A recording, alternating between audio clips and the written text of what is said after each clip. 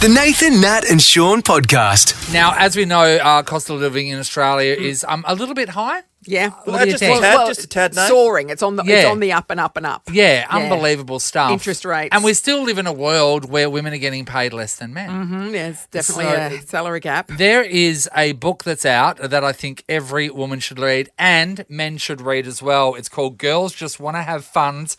And we've got its author, Molly Benjamin, with us. Hi, Molly. Hello. Hey. Great title, Molly. Great title. Thank you. I do love a pun. That's a ripper. Well done. Hey, Molly, one thing that I read an article about your book, and one thing that stuck out to me was a conversation I think that a lot of people have, and that is when a husband or a boyfriend is making more in a household than his partner. Then what happens with that and division of saving money, bills, putting money towards a mortgage and rent? Should it be equal or shouldn't it? Because I'm sure that's maybe an argument a lot of people have had. Yeah, agreed. Yeah, well, it's definitely a conversation that needs to be had, and people can get really emotional when they talk about money as well, and that all comes back to their own money story. But I think having a nice, neutral space, being very clear that you're going to be talking about money, it might be emotional, let's not get defensive, and then working out what's going to work for both people, because sometimes, it might be even, it might be 50-50, but if there's a partner earning a lot more than the other, then, it's just, you've got to have that conversation, and there's different ways that you can split it. So you might want to, work out how much you're both earning and then kind of do it on more of a ratio percentage basis. But I think the most important thing is you actually talk about it, because otherwise it can just brew and then explode. Yeah, it certainly can. So you're talking about if someone earned $1,000 a week, for example, someone earned $500, then we work out a percentage to be able to, I pay twice as much scenario all the way through those bills. And if we're all signing off on that, then that's the money for the bills, but you also have your separate money as well to do what you please. Yeah, and I think that's a really important part. And it's having your own money in a separate account that's your fun money, and you don't need to ask anyone's permission to spend it. That is your hard-earned cash, and that just sits there. Molly, that makes perfect sense. For a friend of mine, though, she encountered a real difficulty, and it wasn't so much that her partner had laid down the law or anything, but for her it was a difficult scenario. When she stopped working to have children, what happened then? So she was used to making her own money. She was a professional. She was doing very well. To then going to not generating an income for several years. And she said that guilt involved in spending the money because her husband was the one putting all the money into the account. She really struggled with that. What's a way to navigate that? Well, that's quite simple. That's where women start making friendship bands and selling them on Etsy. Well, I think you've also got to look at, if your friend took time off to look after kids, if that was a full-time job, if she was, if they were outsourcing that to childcare, that could cost over $100,000. So she shouldn't have to feel guilty because she's actually still contributing to the family, and she shouldn't have that guilt. But I do understand that a lot of women do, especially when they stop that work. Yeah. And the power balance can become really unequal because all of a sudden they're dependent on this person, which again, why I think it's very important to always have emergency money that only you can access if you need it. Because it's just important to always have that there, because you never know what's going to happen in the future.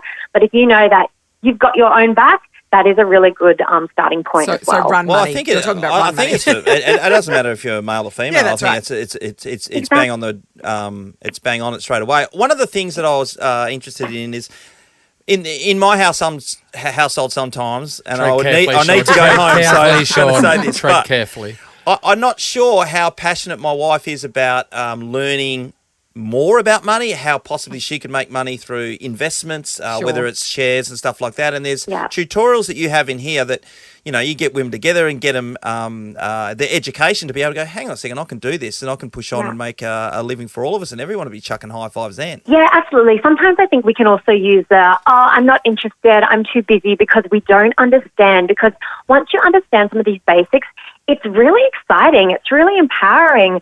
So I think it's just having that starting point. And I think the book's a great one for that. And it's also very much to be designed to be done with your girlfriends and keep each other accountable because everything's funner in life with girlfriends. Now, Molly, I'd like you to speak to men right now to hopefully have them understand something. Say if they're in a scenario, right, where they are a business owner, or if they are the sole provider of a house and there's a stay-at-home mother, or their partner isn't working, and their partner would like to have their own credit card or documentation so they can actually have some funds, and the man isn't providing that for them.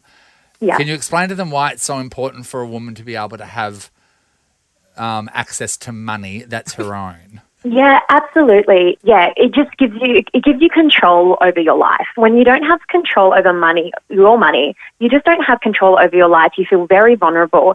So, and what the stats show is when men and husbands and wives and partners get on the same page with money, they are happier. When they've got the same goals, they are happier. So it's really important to know that, we need this for our own self-worth as well.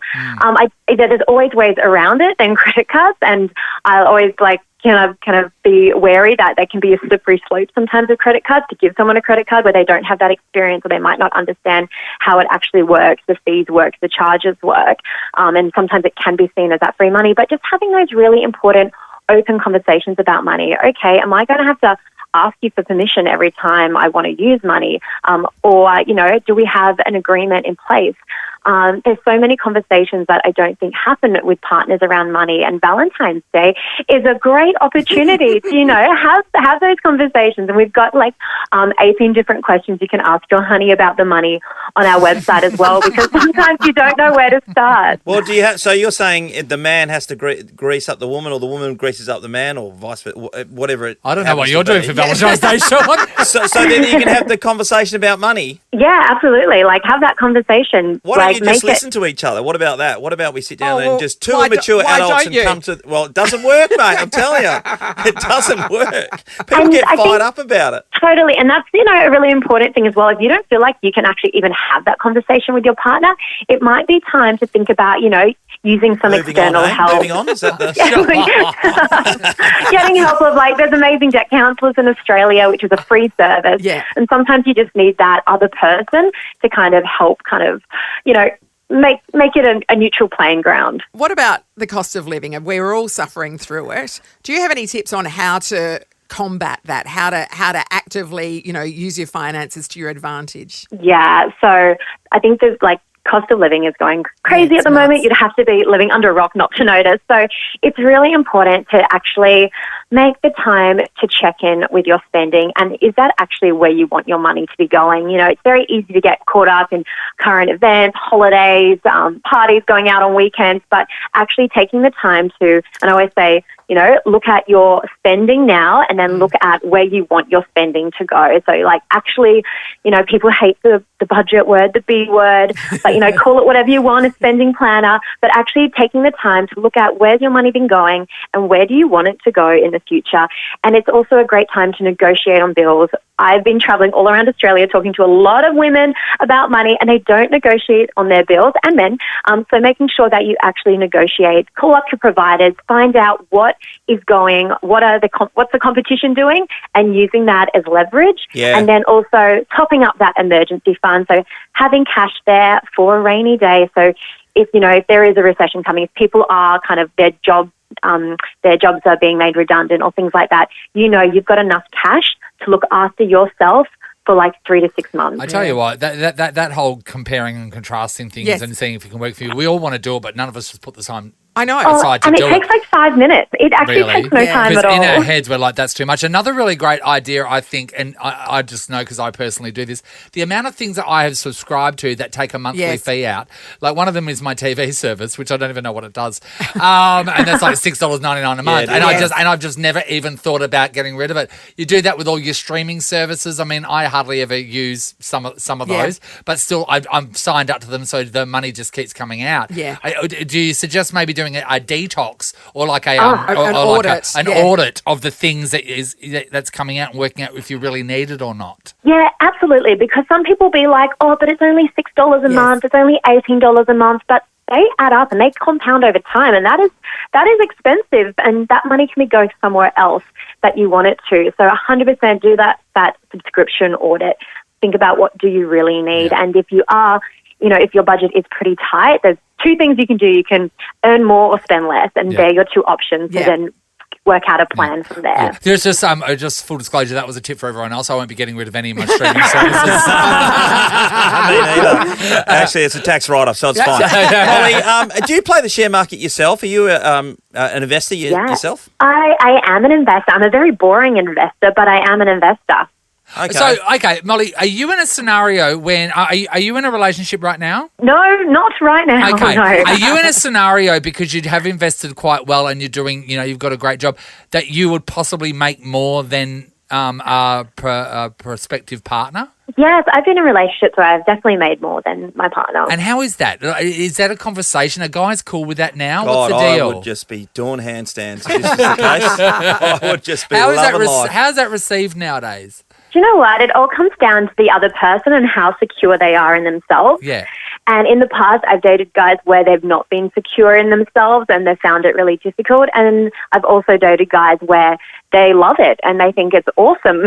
So, I think it's really dependent on the person. But, it's like, it's 2023. Women are earning good money now. Yeah. That's just the reality of it.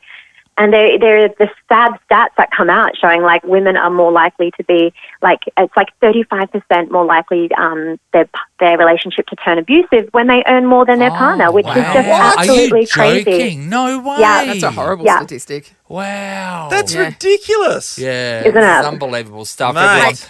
Final word, as we head to Valentine's Day, who should pay on a first date? Look, I think you always should offer because what your silence say is, hey, I can be bought. So you always want to offer and, show that from the get-go you're going into this as an equal partner. And I know, it's the first date, doesn't really matter, but, still, I think, put it in their shoes. If you just rocked up and you didn't even attempt to pay, you'd feel a bit used. Yeah. So definitely, split that bill. If you really like them and you want to see them again and they are really pushing for it, I'm always like, cool, I'll get the next drink. You see, I think it's a great idea to rock up with not a cent and actually just like a slip that was going to go under your dress and just go, I'm going to need a dress first as well. Sure. So let's go shopping. Let's go shopping. And then let's decide what we're going to eat on you. And then you buy me dinner. I need shoes.